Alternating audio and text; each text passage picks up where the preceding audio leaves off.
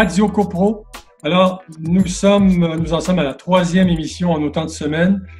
Et cette semaine, nous allons discuter des troubles de voisinage causés par le coronavirus avec nos 3 invités que je vous présente immédiatement. Nathalie Curé, gestionnaire chez Gestion DMNC, David Ménassé, gestionnaire chez Propri Gestion, et Yves Papineau, avocat émérite en droit de la copropriété. Donc, j'invite ces 3 personnes à prendre part à cette émission qui commence dès maintenant. Et je vous rappelle que vous pouvez revoir ces émissions en rediffusion sur condolégal.com et également, vous pouvez consulter le bulletin hebdomadaire qui est produit, donc, comme je l'indique, chaque semaine et qui permet d'en savoir énormément sur le coronavirus, toutes les questions que vous vous posez, les questions d'ordre légal, d'assemblée, de copropriétaires, de frais de condo et autres. Donc, nous commençons immédiatement. La première question, je l'adresse à David Ménassé. En cette période de crise, les gestionnaires de copropriété, en fait, ne sont pas là pour jouer à la police, ils ne sont pas des policiers, mais comment vous définiriez votre rôle par les temps qui courent, David Ménassé? Eh bien, oui, c'est sûr que la gestion au quotidien elle change, elle s'adapte. On a effectivement moins de gestion de travaux, mais une beaucoup plus grande gestion de la communauté, du vivre ensemble. Et tous les corollaires liés au coronavirus, qu'ils soient au niveau sanitaire, au niveau de la logistique, au niveau des livraisons, au niveau des questionnements, des confinements. Donc, c'est vrai que c'est beaucoup plus une gestion communautaire. La gestion courante continue évidemment, mais c'est une gestion, je veux dire, il y a beaucoup d'interventions personnelles avec des gens qui posent des questions personnelles et puis qui ont des plaintes sur ce qu'ils ne voyaient pas à un autre moment quand ils travaillaient en réalité. Par exemple, si une génératrice démarre tous les mercredis à midi pendant 20 minutes, les gens ne l'ont jamais su pendant des années, puis là, ils le découvrent. Ils pensent qu'il y a un gros problème. Donc, étant présent, ils découvrent des choses, et il y a beaucoup d'autres choses qu'ils découvrent, alors qu'ils ne les voyaient pas au travail. Voilà. Oui, vous me disiez effectivement que les personnes qui vivent au quotidien, 24 heures sur 24, confinées chez eux, entendent des bruits qu'ils n'entendaient pas avant. Oui, c'est vrai. Quand un propriétaire est absent et que son chien aboie, le bâtiment est vide généralement. Il y a peu de gens qui se plaignent. Mais quand un propriétaire va travailler et que son chien est présent, aboie, tous les autres l'entendent. Quand le drain de toit coule, les gens n'entendaient pas, ils l'entendent. Il y a beaucoup plus de livraisons, il y a beaucoup plus de déchets. Beaucoup de choses changent. Les gens se plaignent de chaises qui glissent au condo du dessus. Ce qui était perceptible et tolérable la fin de semaine et le soir devient invivable, surtout que les gens travaillent, font du télétravail. Donc, certains se mettent dehors sur leur balcon pour travailler, pour faire une activité à distance et ne tolèrent pas le bruit de la rue, ne tolèrent pas le bruit du voisin qui va téléphoner sur le balcon d'à côté. Donc, c'est vraiment… les voitures ne quittent pas le stationnement, donc les plaintes, c'est le voisin, sa voiture est mal garée, alors que ça n'arrivait jamais avant. C'est vraiment cette promiscuité de ce qui est toléré la fin de semaine ne l'est plus en semaine quand les gens travaillent. Nathalie Curé, pourriez-vous nous faire un bref résumé, à l'instar de David Ménassé, de ce qui se passe dans vos immeubles? Est-ce que le scénario est sensiblement le même? Sensiblement, effectivement. Les gens il y en a beaucoup qui coopèrent avec les procédures qui sont mises en place.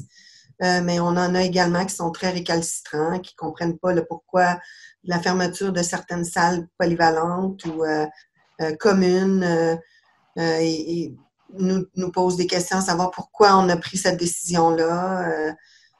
Puis, c'est ça, on les invite à consulter, à écouter les nouvelles, dans le fond, là, parce que j'ai eu des gens qui m'ont demandé, qu'est-ce qu'on va faire? Vous allez faire vos exercices chez vous. Donc, effectivement, les gens se questionnent pourquoi on pouvait faire ces choses-là, puis là, on ne peut pas les faire. On a juste à expliquer la propagation qui peut être effectuée par des non-contacts, comme les appareils d'exercice s'ils sont contaminés puis qu'il y a quelqu'un d'autre qui les touche si ça n'a pas été bien nettoyé ou des choses comme ça, ou un échange de livres dans les salles communautaires parce que dans un de mes immeubles, on a comme une librairie, si vous voulez. Puis, ben c'est ça, ben là, on peut qu'aller chercher des livres pour faire de la lecture. C'était pas très... Ouais. C'est pas très rigolo, disons. Là. En fait, Maître Papineau, là-dessus, en copropriété, normalement, en temps normal, les droits collectifs doivent avoir préséance sur les droits individuels. On en a une preuve concrète avec le coronavirus, n'est-ce pas? Effectivement, on doit faire attention. Tout le monde doit faire attention. Le but des mesures du gouvernement partout dans le monde, c'est d'éviter la propagation. Donc, on doit s'assurer qu'on évite la propagation, qu'on fait attention aux voisins, qu'on fait attention aux choses que l'on touche ou, comme disaient les deux gestionnaires, on ne peut plus effectivement aller dans les espaces communs d'activité pour éviter cette propagation-là. Ouais. Alors, la question suivante, Nathalie Curé s'adresse à vous, la question suivante. En pré-entrevue au téléphone il y a quelques jours, vous m'avez dit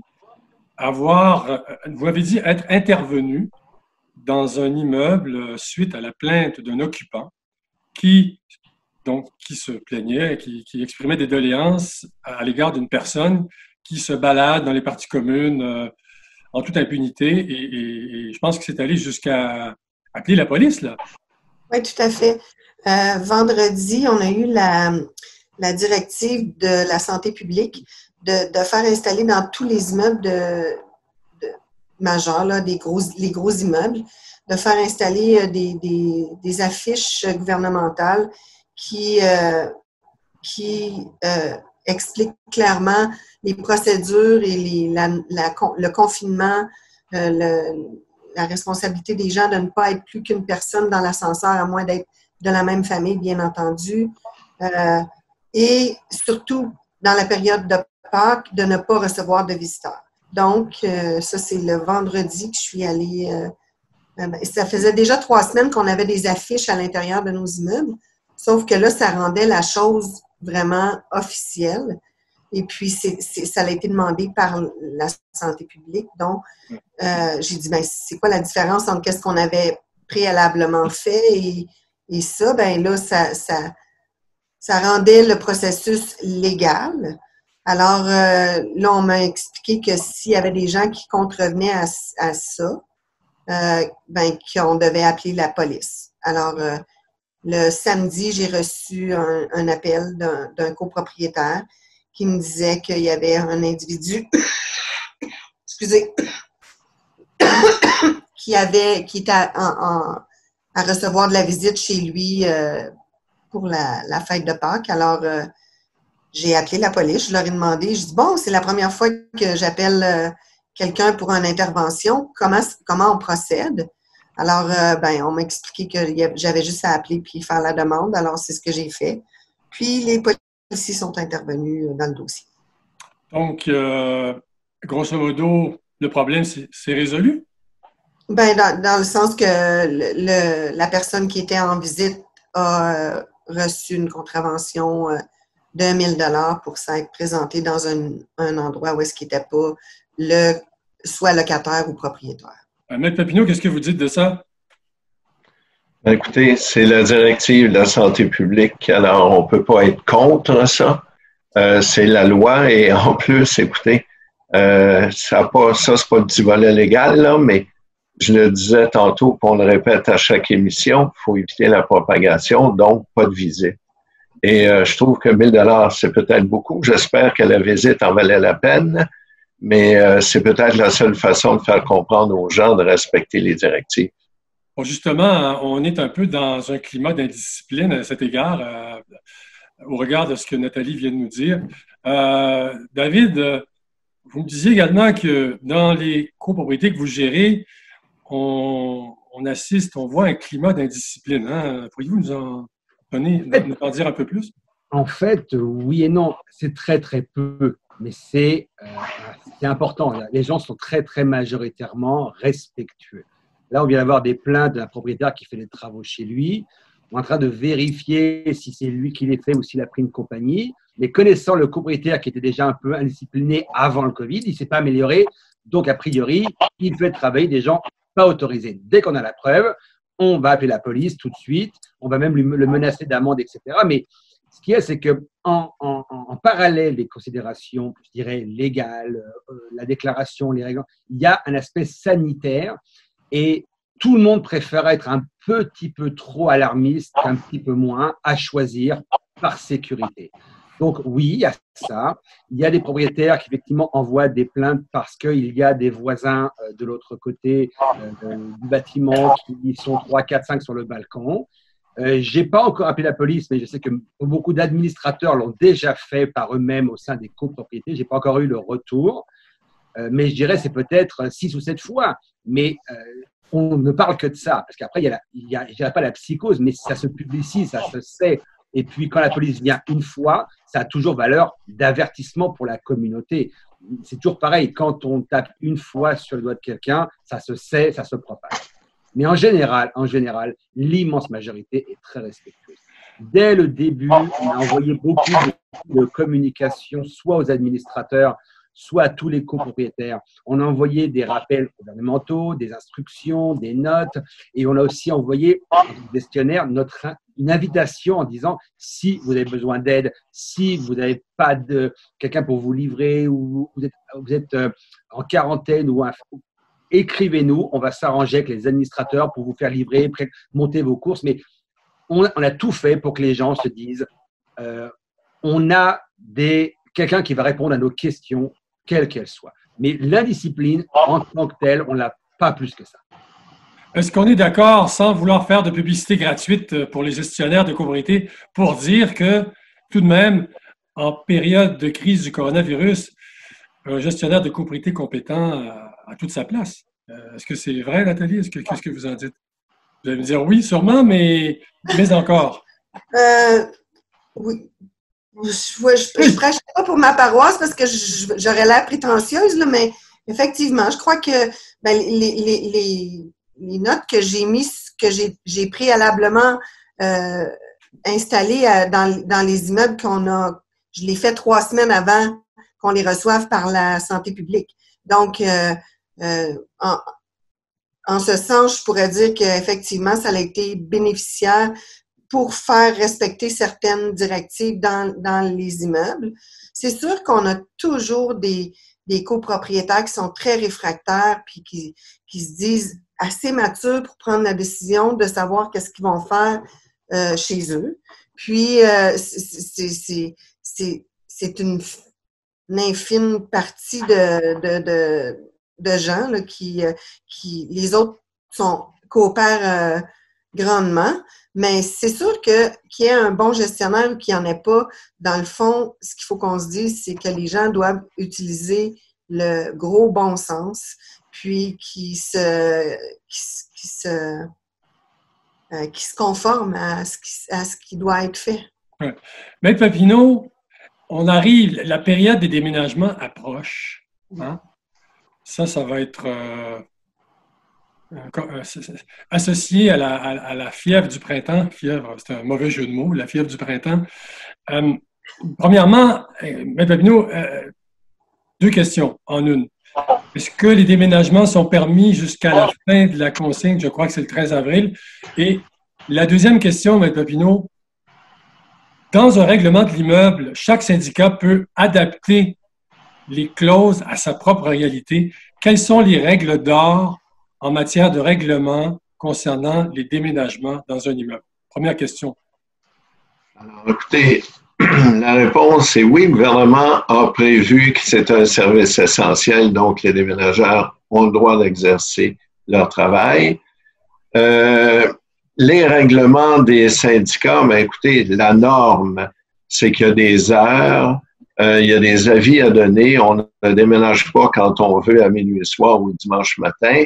Alors, il y a des normes, il y a des règles. Souvent, il y a des frais parce qu'il doit y avoir de la surveillance. On doit aussi souvent protéger les ascenseurs. Je dis souvent, ça devrait être tout le temps, protéger les ascenseurs. Alors, ça prend quelqu'un qui faut payer pour qu'ils puissent aller faire ces travaux-là. Alors, les normes, les règles sont sensiblement les mêmes partout. On doit aviser d'avance, on doit réserver l'ascenseur, on doit quitter les frais, on doit respecter l'horaire qu'on a demandé parce que s'il y a 2 déménagements la même journée, il faut que les 2 puissent s'exécuter. Alors, oui, le syndicat a le droit d'édicter des règles, mais comme je vous dis, sont pas mal toutes similaires.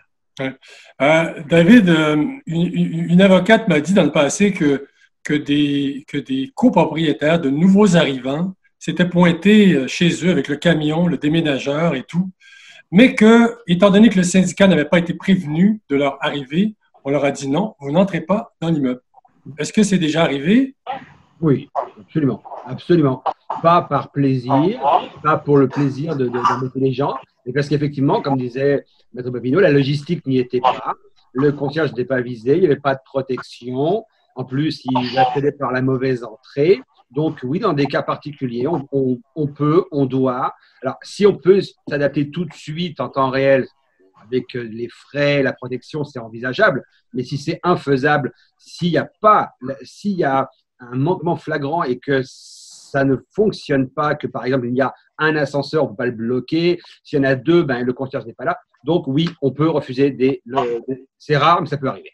Et qu'arrive-t-il si le copropriétaire est un investisseur qui vit à l'étranger et qu'on n'a pas ses coordonnées? Ça peut compliquer le problème. C'est comme les accidents d'avion, c'est plusieurs causes additionnées qui créent un problème. En général, ce cas-là est arrivé avec des gens qui étaient sur place avec leur camion. Donc, mais c'est sûr que c'est un événement rare. Le fait d'avoir un investisseur sans référence, c'est rare aussi. Donc, statistiquement et mathématiquement, ce cas-là, je ne l'ai jamais vu.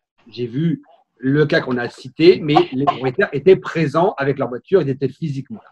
Donc, les 2 ensemble, ça serait statistiquement très peu probable, mais c'est possible.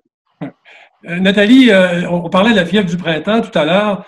Est-ce qu'on peut craindre, je pose la question à Nathalie, ensuite je la pose à Maître Papineau et à David, est-ce qu'on peut craindre des débordements d'enthousiasme et craignant ces débordements, est-ce que d'ores et déjà, les syndicats devraient prendre des mesures pour éviter cette situation où on pourrait perdre le contrôle?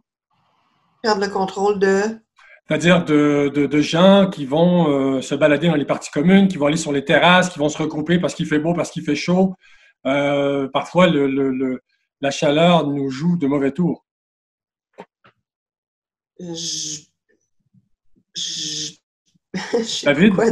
David? En fait, c'est que, comme je le dis, là, je suis bien content du fait qu'il ne fasse pas encore très, très chaud. Le froid, là, ça me convient tout à fait. Mais quand ça va se réchauffer, ça va être un peu plus compliqué. Et il restera toujours l'option de prendre un gardien de sécurité. Advenant que dans un bâtiment d'une certaine taille, on ait une indiscipline, un incivisme avéré, que ce soit ingérable par le gestionnaire, concierge, conseil, on appelle une compagnie, ça coûtera un frais. Et le gros avantage, c'est qu'on va le publiciser à l'avance. Ça veut dire qu'on va dire au propriétaire, attention, puisque quelques-uns parmi vous ne respectent pas les règles, tout le monde paiera pour 8 heures par jour. Et à ce moment-là, tous ceux qui voyaient, qui laissaient faire parce que ça ne leur coûtait rien, vont coopérer en disant effectivement, on va vous aider en s'autodisciplinant. Mais il y a toujours la possibilité de faire venir un gardien de sécurité. OK. Alors, un gardien de sécurité, c'est costaud comme mesure, non? Généralement, c'est quelques jours, ça suffit. C'est assez dissuasif. Et puis, comme je vous dis, quand tout le monde sait que ça coûte à tout le monde un frais supplémentaire, les gens qui passaient sans rien dire vont dire à la personne, reste chez toi, on t'a dit, il y a des règles. Ils s'impliquent parce qu'ils savent qu'ils sont financièrement tenus de payer ce supplément. Alors, l'autre question, c'est, est-ce que dans vos immeubles, vous avez eu connaissance, ou vous savez qu'un ou certains occupants sont atteints du coronavirus? Est-ce que c'est le cas dans vos immeubles? Moi, je n'ai pas ces informations-là. On m'a posé la question déjà. Je n'ai pas les informations en soi. J'ai par contre la liste des gens qui sont revenus de voyage et j'ai également, dans un de mes immeubles, il y a 2 médecins qui sont en ligne de front dans les hôpitaux présentement. Je crois pas qu'on nous fournirait ces informations-là légalement, Et de toute façon, si je les avais, je serais pas en mesure de les partager parce que je pense que ça fait partie des droits de la vie privée de chaque individu en soi. Justement, oui, David? En fait, quand j'ai communiqué avec tous les propriétaires plusieurs fois, je leur ai dit, j'ai pas exigé, mais je leur ai dit que c'est très important de nous aviser s'ils étaient en quarantaine ou s'ils étaient infectés. Pas pour la délation, juste pour qu'on puisse s'organiser, les aider. Donc, sous couvert, et c'est vrai, de leur porter assistance, on va savoir qui est confiné pour quarantaine et on en avise le conseil d'administration systématiquement. Si on sait qu'une personne, et j'ai pas encore de personne qui est infectée par le coronavirus, j'en ai pas. Mais si j'en ai, j'aviserai le conseil. Je pense qu'on doit dire à la communauté qu'il y a quelqu'un sans le nommer. On va optimiser la désinfection, mais on stigmatise pas la personne, c'est certain. Mais j'invite tout le monde à nous dire s'ils ont un besoin. Voilà. Maître Papineau, justement, en lien avec ce dont on discute, une internaute nous a posé la question, une internaute qui est administratrice de copropriété, elle est trésorière, elle dit qu'elle a appris qu'une personne dans l'immeuble était atteinte du coronavirus et la personne a appris qu'elle l'avait appris et ça l'a contrarié. Et elle a brandi la Charte des droits et libertés, la Charte québécoise des droits et libertés de la personne. C'est l'article 5, je crois, corrigez-moi si je me trompe, qui dit que les individus ont droit à la vie privée. Est-ce que cette personne craint une éventuelle poursuite à la Commission des droits de la personne? Est-ce qu'elle a raison Est-ce que ses peurs sont fondées? Je ne vois pas pourquoi. Elle a obtenu une information. Elle ne l'a pas volée, elle ne l'a pas extorquée, elle a eu une information. Ce qui est important, par contre, pour la protection de la vie privée, comme disait David il y a quelques minutes, il ne faudrait pas publiciser le nom, l'adresse et une photo du copropriétaire en question, mais que le conseil d'administration sache qu'il y a des gens atteints dans l'immeuble, c'est important parce que ça va, dans un premier temps, expliquer aux gens la nécessité d'optimiser les travaux, l'hygiène dans l'immeuble, et ça va sûrement dire aux gens, écoutez, faites attention, le virus est plus proche que vous pensez. Vous disiez tantôt, à cause du printemps, les gens ont une drôle de tendance d'oublier, et en copropriété, c'est pareil. Quand le soleil va sortir, les gens vont penser que le virus est parti. Pas certain que le virus est au courant, moi, qu'il faut qu'il s'en aille quand le soleil va sortir. Alors, on le voit au printemps, là, c'est toujours extraordinaire de voir que la première journée de printemps où il fait chaud, tout le monde a l'air d'être en été au mois de juillet, mais malheureusement, le coronavirus, lui, il ne fonctionne pas avec le soleil ni les saisons. Non, le coronavirus ne prend pas congé. Justement, j'ai entendu une question posée par un internaute la semaine dernière. Ce sont des administrateurs encore là. Ils ont une grande terrasse et ils craignent que justement les gens se rassemblent et commencent à se regrouper par dizaines ou à être beaucoup trop proches les uns des autres. Et la personne se pose la question, est-ce qu'on peut interdire l'accès à la terrasse lorsque les rayons de soleil vont réchauffer tout le monde, ou est-ce qu'elles ne peuvent que faire respecter les mesures en termes de distanciation sociale? David, pour commencer. C'est sûr que beaucoup de terrasses sont munies de lecteurs ou de serrures. Alors la question, c'est est-ce qu'on peut se faire justice et bloquer soi-même les accès? Est-ce qu'il faut réglementer? On est dans une pandémie à situation exceptionnelle, mesure exceptionnelle. Que si le conseil ferme à clé la terrasse et prive les propriétaires de leur droit de jouissance, je crois qu'ils n'ont pas le droit de le faire, mais quel est le risque qu'on leur reproche? C'est vraiment important. On parle d'intérêt sanitaire de la communauté. On ne parle pas d'un règlement sur le bruit après 11 heures. C'est quand même je dirais, c'est une portée beaucoup plus lourde qu'un simple règlement à respecter. On parle d'éviter la propagation d'un virus. Donc, si ça devait arriver, si mes conseils me disent, est-ce qu'on peut bloquer l'accès de la puce magnétique aux terrasses, par exemple? Je sais que je parlerai toujours à un homme de loi ou femme de loi pour me donner la réponse, mais a priori, exceptionnellement, oui, s'il y a de l'abus avéré et impossible à gérer. Ouais. Maître Papineau, j'aimerais que les auditeurs vous réentendent là-dessus. Vous disiez récemment que vaut mieux être un peu plus strict, quitte à quitte à susciter du ressentiment, pour que rien de fâcheux ne se passe dans un immeuble, parce que une fois le coronavirus passé, les gens seront beaucoup plus enclins à oublier si aucun incident fâcheux ne s'est produit. Mais, en revanche, advenant le contraire, ça pourrait se passer autrement, n'est-ce pas? Effectivement. Vous savez, si vous fermez la terrasse, premièrement, dans votre exemple, vous parlez d'un rassemblement. On n'a pas le droit d'en avoir, on n'a pas le droit d'être plus que 2 personnes. Même si les gens nous disent, oui, mais moi, je vais être dans un coin de la terrasse et l'autre va être dans l'autre coin. S'il en arrive un 3e, un 4e, qui a priorité? Alors, la terrasse, je pense qu'on la ferme malheureusement, que les gens aillent prendre une marche à l'extérieur, que les copropriétaires se promènent, prennent du soleil, c'est possible, mais les parties communes doivent être fermées. Et vous savez, ce que vous avez rappelé, c'est qu'effectivement, la nature humaine étant ce qu'elle est, les gens vous aimeront pas si vous êtes strict, mais ils vont vous aimer encore moins s'ils sont malades. Alors, je pense qu'on prend pas de chance et on s'assure peut-être d'être trop strict, mais de garder la santé et la sécurité des copropriétaires. Nathalie, dans vos immeubles, est-ce que des directives ont été données au regard de la ventilation? J'ai entendu des gens me dire, écoutez, il y a beaucoup d'aînés dans notre immeuble, il faudrait assurer une ventilation 24 heures sur 24, de sorte que les changements d'air se fassent en permanence. C'est le cas, vous semblez c'est le cas. Nous, c'est le cas dans nos immeubles, les 2 immeubles auxquels je fais référence, les 2 plus gros immeubles que je gère. Alors, oui, effectivement, le système de ventilation est une priorité parce que, justement, on a beaucoup plus de fréquentation à l'intérieur de l'immeuble. Donc, c'est sûr que moi, j'ai fait inspecter ces équipements-là pour m'assurer qu'il n'y ait rien qui soit défectueux parce que je ne voulais pas qu'il y ait plus de propagation d'air vicié dans l'air pour contribuer de façon négative ça sentait pas bon. Là. Il y a des journées que ça sentait pas bon. Alors, j'ai demandé aux spécialistes de faire une ventilation complète de l'immeuble, des 2 immeubles en question, pour que ça puisse...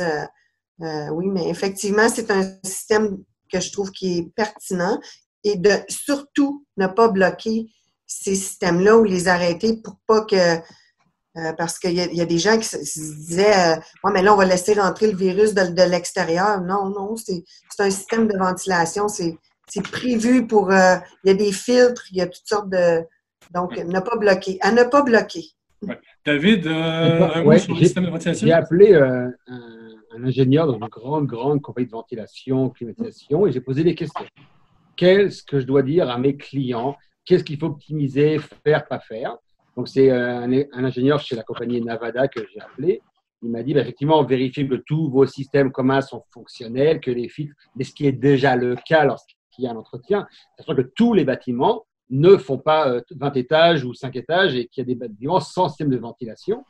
Donc, il a dit, assurez-vous que tout soit fonctionnel, qu'il n'y ait pas de sortie bouchée et dites aux gens d'aérer autant que possible, le maximum, leur condo en tout temps. Plus les gens vont aérer, plus l'air circule, plus c'est bénéfique. Voilà. Alors, on vient de franchir la première demi-heure. Donc, merci pour ces réponses éclairantes. Merci à vous 3. La deuxième portion de l'émission est consacrée à des questions posées par plusieurs internautes sur condolégal.com. Vous en posez des dizaines de questions. Et j'ai produit un recueil, j'ai colligé une dizaine d'entre elles qui sont très pertinentes. Et je les pose à Maître Papineau, évidemment, parce que ce sont des questions, pour la plupart, à teneur légale, mais je demanderai à nos 2 gestionnaires, en parallèle, de nous dire si dans leur propriété, ces questions collent à leur réalité. Alors, la première question, Maître Papineau, et c'est pas moi qui pose les questions, n'est-ce pas? Ce sont les gens qui les posent. Alors, je veux acheter un condo, mais le syndicat de copropriétaires interdit les visites à cause du coronavirus. Est-ce qu'il est légal d'interdire ces visites, même si nous certifions prendre toutes les mesures de précaution nécessaires? Nous sommes des acheteurs sérieux et il n'est pas question d'acheter sans au moins visiter le condo que nous convoitons. Vous savez, la question est très logique et très pertinente, mais malheureusement, la directive nous dit clairement qu'on ne peut pas avoir de visiteurs et qu'on ne peut avoir que les résidents. Alors, malheureusement, pour les vendeurs, les acheteurs et les courtiers en immeubles, c'est la norme, on ne peut pas avoir de visite. Et d'ailleurs, les courtiers en immeubles ont envoyé une directive à tous leurs membres à l'effet qu'il ne peut pas y avoir de visite. Est-ce que, David, ce genre de situation, vous l'avez vécu dans certains immeubles et comment avez-vous géré la chose? Honnêtement, on a des demandes. On a beaucoup de ventes qui se font maintenant, actuellement, soit des visites qui ont eu lieu avant la pandémie, soit des visites virtuelles qui ont abouti. Mais les gens savent très bien que pour l'instant, il n'y a pas de visite. On n'a pas de problème là-dessus pour l'instant. On est mi-avril. La période critique arrive. Ça va arriver, ça va tomber. Pour l'instant, on n'a pas encore vécu. Mais la réponse sera celle fournie par Maître Papineau, qui est la réponse la plus évidente. Voilà. La réponse est sans équivoque. Nathalie, est-ce que vous avez vécu ce genre de situation et comment avez-vous géré la chose? Ben, nous, c'est comme David le mentionne, les ventes ont déjà eu lieu. Et puis, pour ce qui est des ventes qui sont à venir, ben, les agents d'immeubles ont toujours la possibilité de faire des visites virtuelles. Donc, on invite les gens à procéder de cette façon-là plutôt que de faire visiter les lieux sur place parce que c'est défendu de toute façon. Oui, OK. Alors, la deuxième question, Maître Papineau, pour se conformer à la loi 141, qui d'ailleurs, certaines des dispositions de la loi 141, on m'a informé ce matin que certaines dispositions du projet de loi 141 viennent d'être adoptées. Notamment, si je ne m'abuse, vous me corrigerez, Maître Papineau, la question du fonds d'auto-assurance obligatoire. Pour se conformer à la loi 141, à savoir la création d'un fonds d'auto-assurance, l'augmentation des frais de condo était prévue le 1er mai 2020. Il s'agit d'une augmentation de 16 % en raison de frais de condo, charges communes qui étaient vraiment trop bas. Est-ce que je peux, en tant qu'administratrice, reporter cette augmentation dans 6 mois afin de soulager certains copropriétaires qui ont temporairement perdu leur emploi, par exemple? Écoutez, effectivement, et je cherche, c'est pour ça qu'on me voit à peu près là, le règlement est sorti ce matin, a été publié ce matin dans la Gazette officielle du Québec. Et ce n'est pas en vigueur immédiatement, de toute façon. Si vous me permettez, je vais retrouver la date exacte, mais ce n'est pas tout de suite. Non. Et écoutez, ça me pose quand même certaines questions parce que le fonds d'auto-assurance, ça n'a même pas besoin d'exister dans le sens que nous avons, les syndicats ont des franchises, les syndicats doivent faire face à cette charge-là à un moment donné, qu'il y a un fonds d'auto-assurance ou pas. Et j'ai beaucoup de difficultés à comprendre, moi, et nos deux amis gestionnaires nous diront, mais il fallait qu'il y ait une prévision, à tout le moins un minimum dans les budgets d'opération pour si on arrivait à ça. Alors, est-ce qu'on peut reporter? Oui, parce que la loi ne l'oblige pas immédiatement. Et pendant que mes deux amis vont répondre, je vais vous trouver la date de mise en vigueur. Je pense qu'il serait juste important de clarifier une chose pour nos auditeurs. Maître Papineau, je vais devoir vous solliciter encore, mais vous pouvez faire deux choses à la fois de toute façon. C'est dans votre nature. Je pense que, vous me corrigez si je me trompe, je pense que l'adoption de la disposition du fonds d'auto-assurance, c'est une chose, mais l'entrée en vigueur, c'en est une autre. À partir du moment où c'est adopté, je pense qu'il y a un délai de 2 ans avant que ça entre en vigueur. N'est-ce pas? Quelque chose comme ça? Je vais vous donner exactement la date parce que j'ai fait le tour ce matin et je peux vous dire que c'est assez extraordinaire, les rédacteurs de loi. Si les gens pensent que les avocats font tout en leur pouvoir pour mélanger les clients, c'est rien à côté de ceux qui rédigent le règlement. Vous allez voir, on nous dit ici, l'article, le montant minimal de l'assurance responsabilité, on a établi 101 millions. Là, je comprends que je suis en l'air de la question. Mais là, on nous dit ça. Après ça, on nous dit que ça va rentrer en vigueur dans un certain délai. Mais à l'autre article d'après, on nous dit oui, mais malgré ce qui est écrit dans le paragraphe d'avant et malgré ce qui était prévu à la loi 141, la date ne sera pas ça. Mais pour une partie, par contre, du règlement, la nouvelle date sera.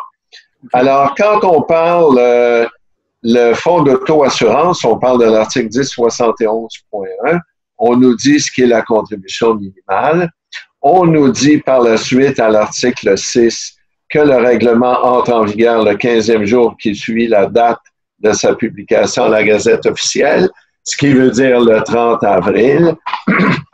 Mais, excusez-moi, mais dans le même article, on nous dit, toutefois, l'article 1 sur le montant d'assurance, lui va rentrer en vigueur à une autre date. Les articles 3 et 4 vont arriver en autre date. Et l'article 2, qui est le fonds d'auto-assurance, lui va entrer en effet le 15 avril 2022. M. Papineau, si on avait à résumer pour que les gens nous comprennent bien, parce que c'est visiblement complexe comme littérature, vous diriez quoi pour que les gens comprennent quand est-ce que ça entre en vigueur, en fait? 15 avril 2022, suivant les dispositions de l'article 6 du règlement. Et il faut comprendre encore là qu'on parle de l'article 2 du règlement, donc 15 avril 2022. Et ce que le règlement nous dit aujourd'hui, c'est que on doit, en vertu de ça, avoir le fonds d'auto-assurance. On doit avoir, dépendamment de la capitalisation du fonds, on nous dit, lorsque la capitalisation du fonds d'auto-assurance est inférieure ou égale à la moitié, on doit contribuer la moitié de la franchise. Lorsqu'elle est supérieure à la moitié, on doit uniquement compléter. Et lorsqu'on est supérieur, il n'y a aucune contribution requise. Et il faut faire attention pour que ce soit en vigueur et conforme aux dispositions du règlement qui sont longues à énumérer. Mais on dit que on doit l'avoir dans 2 ans. OK, très bien. Alors, prochaine question. Un copropriétaire nous demande de faire venir un atelier mobile dans notre stationnement pour faire la permutation des pneus, des pneus d'été, pour changer les pneus d'hiver. Est-ce que légalement, il est permis de faire ça? Poser la question, c'est peut-être y répondre. M. Papineau, ensuite, je demanderai aux gestionnaires ce qu'ils en pensent, s'ils ont fait face à ce genre de situation. M. Papineau?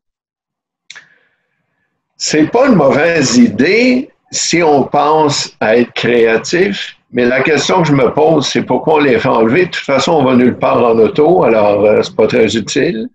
J'ai entendu effectivement que les concessionnaires veulent être autorisés à ouvrir et certains ont déjà commencé. Est-ce que c'est dans l'esprit du règlement et des directives? Je ne crois pas. Je ne crois pas que de faire venir quelqu'un qui va être dans le stationnement où tout le monde va aller porter l'auto, tout le monde va se croiser, je ne crois pas que ça soit dans l'esprit du règlement et des directives. David, est-ce que vous avez je ne crois pas non plus. Demandes de ce genre, non? Non, pas encore. Mais d'une part, je pense que les garagistes vont être autorisés à installer des pneus très bientôt. Deuxièmement, faire venir un atelier mobile, c'est une intervention externe non urgente. Je pense qu'elle n'est pas autorisée. David, on vous entend un peu moins bien. Pourriez-vous vous rapprocher peut-être? Je pense que comme c'est une intervention externe non urgente, elle n'est pas autorisée. J'imagine, Nathalie, que vous êtes du même avis? Je supporte mes 2 collègues et d'autant plus que le gouvernement Legault prédisait justement d'ouvrir certaines stations-service pour justement les changements en tout cas, c'est ce qu'ils ont annoncé à la télé. Alors, l'autre question concerne un immeuble où plusieurs aînés vivent. Les gens nous disent notre syndicat refuse de faire fonctionner le système de ventilation en permanence dans notre immeuble afin de créer une pression négative et par le fait même un changement d'air fréquent. Qu'est-ce qu'ils peuvent faire? Est-ce qu'ils sont en droit de leur faire entendre raison et d'exiger que ce système de ventilation soit fonctionnel en 24 heures sur 24? Les bâtiments depuis 2001 qui ont sur le toit un système de pressurisation, un air make-up, doivent le faire fonctionner en tout temps. La règle, c'est que ça coûte pas cher en été, mais ça coûte très cher en hiver parce qu'on prend de l'air très froid et on le chauffe pour le faire entrer dans les couloirs. Or, beaucoup de syndicats auraient tendance à couper ou tout ou partie de la pressurisation la nuit en hiver pour économiser souvent beaucoup d'argent, mais c'est strictement interdit. Il est obligatoire d'avoir une pression positive dans les couloirs, d'avoir ou au moins avoir des capteurs de pression qui pourraient être en relation avec l'air make-up, mais il est interdit en tout temps, et surtout actuellement, de faire des économies en coupant la pressurisation. Strictement interdit. Il faut qu'elle fonctionne en tout temps pour pressuriser les parties communes, donc les parties privatives. Donc, coronavirus, comme vous venez de le dire, coronavirus ou pas, c'est en vigueur depuis 2001. Là. Exactement. Mais il semble que plusieurs syndicats n'appliquent pas la règle. Oui, parce que, comme je vous dis, le ventilateur sur le toit, ça ne consomme rien. Mais les résistances en hiver qui chauffent la nuit de l'air à moins 30 pour le souffler à plus 15 dans les couloirs, ça peut coûter 20, 30, 40, 50, 100 000 $ juste ça. Et c'est ça que les gens veulent couper. Mais c'est strictement interdit. OK. Alors, l'autre question, dans l'immeuble, il y a une salle d'entraînement et plusieurs propriétaires continuent de s'entraîner. Il faut le faire. De plus, les propriétaires entraîneuses donnent des cours à des clients en provenance de l'extérieur. Là, le problème, c'est que le syndicat est incapable de désactiver la carte à puce qui donne accès à cette salle d'entraînement. Donc, tout le monde peut y aller comme bon lui semble. En fait, la question que l'on pose, c'est est-ce que, j'imagine que oui, mais vous pourriez nous le dire dans vos mots, Maître Papineau, est-ce qu'on peut forcer le syndicat à prendre des mesures plus sévères afin d'assurer la protection de tous les occupants de l'immeuble? Moi, je me questionne beaucoup sur la qualité de la gestion et la qualité des administrateurs qui ne sont pas capables de désactiver l'entrée. Je me pose beaucoup de questions sur la qualité du gestionnaire, des administrateurs qui tolèrent cette situation-là, et je me pose beaucoup de questions sur les copropriétaires qui y vont. Au pire, vous allez chez Rona, vous achetez un cadenas et un mécanisme de fermeture qui va coûter probablement 5 $, puis vous barrez la porte. Ça n'a aucun sens que la situation soit ça. C'est un danger, pas uniquement pour les gens qui y sont, c'est un danger pour les gens dans l'immeuble qui vont côtoyer ces gens-là et qui vont peut-être augmenter les chances que le virus circule dans l'immeuble. Effectivement. Nathalie, c'est une situation on ne peut plus claire, n'est-ce pas? Tout à fait. C'est ce que j'allais dire parce que moi, j'ai fermé les salles la première semaine que c'est arrivé. Puis oui, il y a eu beaucoup de gens qui étaient mécontents, mais c'est pour leur sécurité qu'on a fait ça. Puis, comme je l'ai expliqué un peu plus tôt, ben c'est impératif. Ils peuvent pas. Moi non plus, je comprends pas, Maître Papineau. Oui, on ne comprend pas la logique derrière. Comment? David.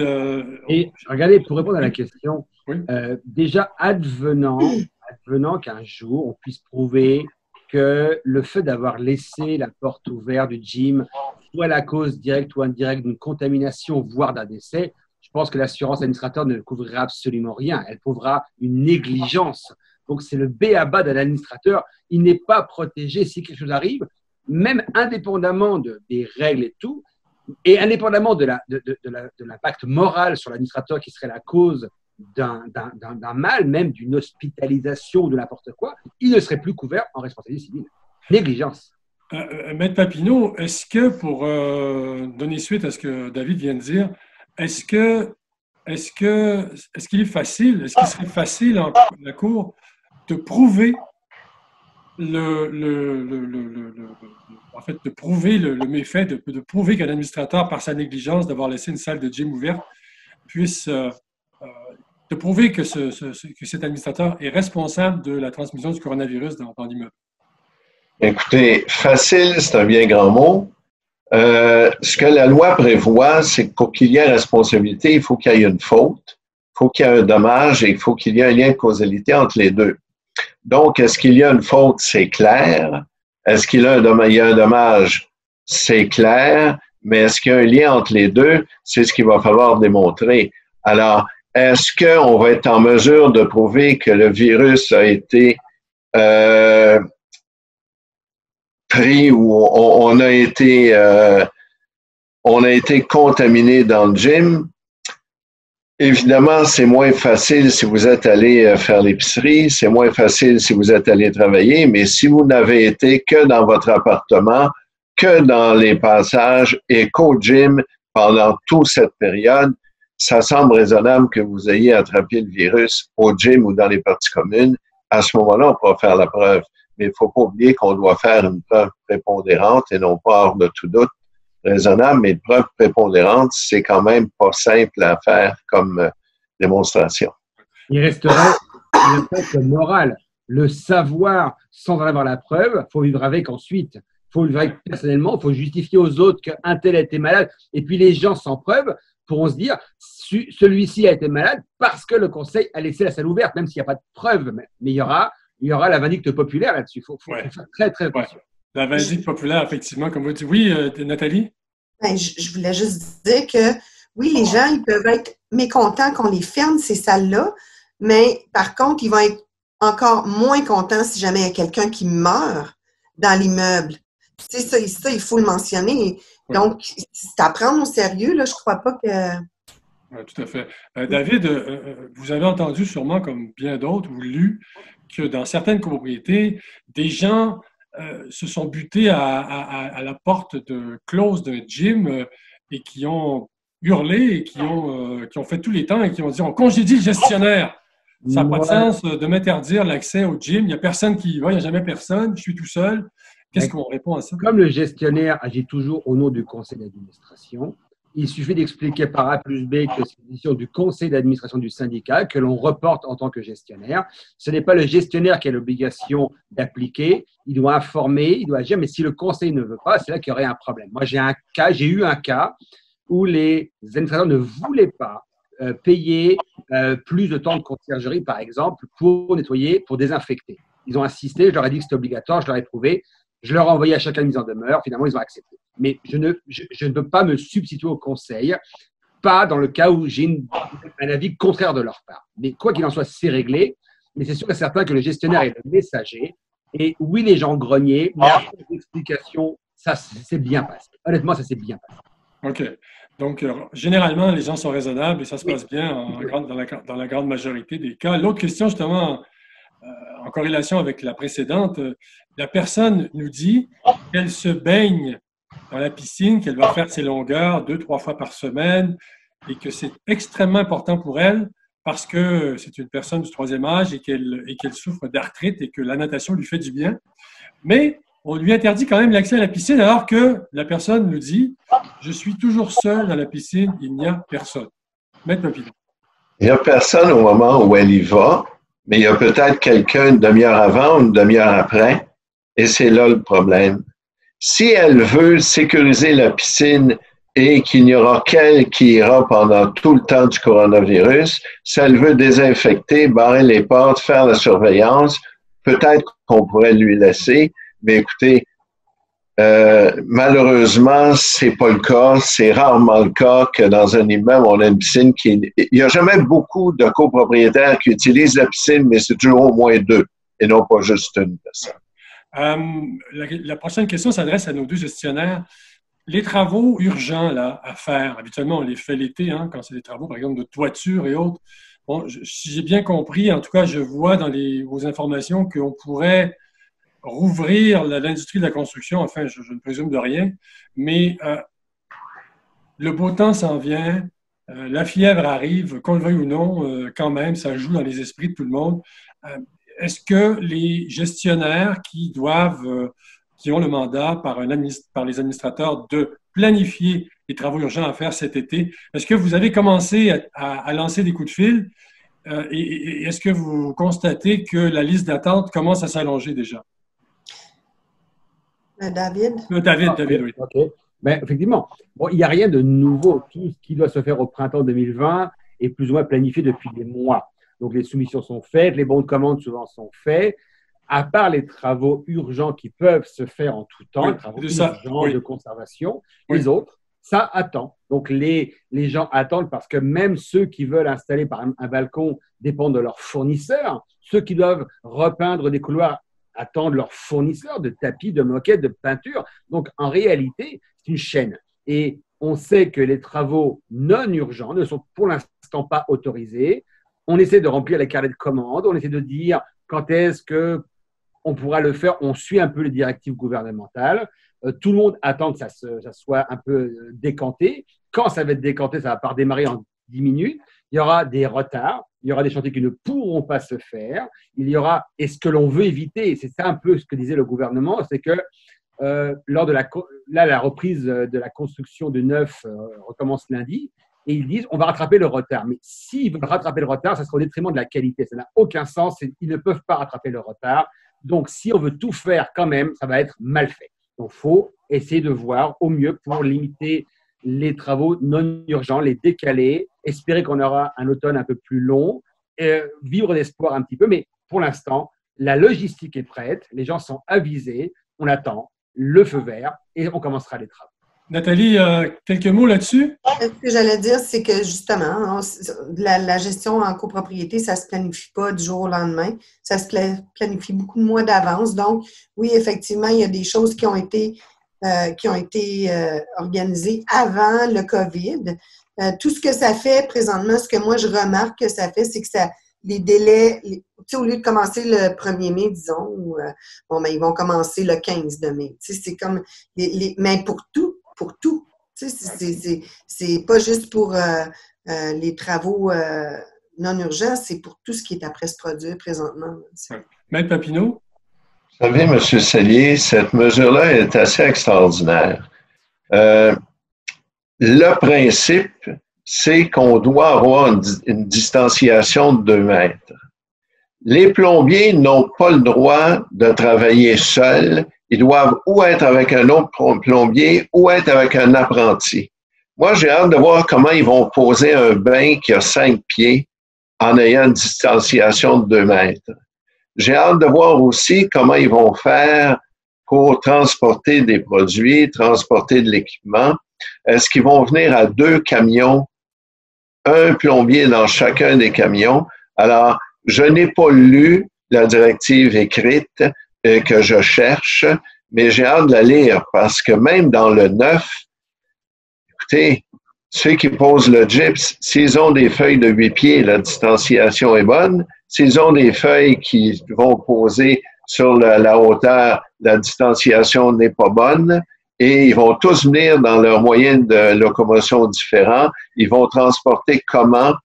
Alors, toute cette chose-là, oui, c'est beau de dire qu'on ne peut pas laisser les gens dehors au mois de juillet, mais qu'est-ce qui va arriver avec la propagation? Qu'est-ce qui va arriver avec les mesures d'hygiène?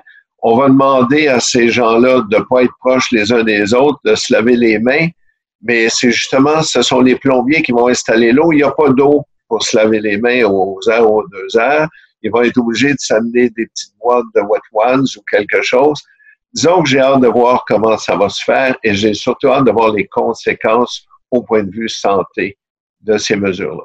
Ça fait un peu penser à l'épicerie. À l'extérieur, les gens respectent dans la file d'attente la distanciation requise, mais une fois dans le magasin, c'est beaucoup plus difficile de faire régner cette discipline par la force des choses. Les gens, si vous voulles, comme vous dites, les plombiers doivent travailler ensemble, ils ne peuvent pas travailler à 5 pieds de distance chacun. Donc, c'est un peu cocasse comme situation. Donc, on verra comment les choses se dérouleront là-dessus. Une autre question, la question posée est la suivante. Est-ce qu'il y a possibilité de faire parvenir un budget provisoire approuvé par le CA sans qu'il y ait une assemblée générale de copropriétaires? Les gens disent, les administrateurs en question disent, nous pourrions ainsi pallier un manque à gagner car nous avons reçu le renouvellement de la police d'assurance et le montant de la franchise a augmenté drastiquement. Alors, les gens qui doivent encaisser des charges supplémentaires de dernière minute ou par surprise, comment ils font s'ils ne peuvent pas faire d'assemblée générale en personne, Maître Papineau? Alors, M. Sellier, c'est une excellente question sur laquelle nous sommes présentement à travailler, Maître Gagnon, Maître Gelcoeur et moi. Et il y aura sûrement la semaine prochaine, là, notre bulletin pour cette semaine qui devrait sortir aujourd'hui ou demain est déjà prêt. Il y a des mesures faciles et qui sont pas tellement, on n'a pas besoin de beaucoup d'imagination.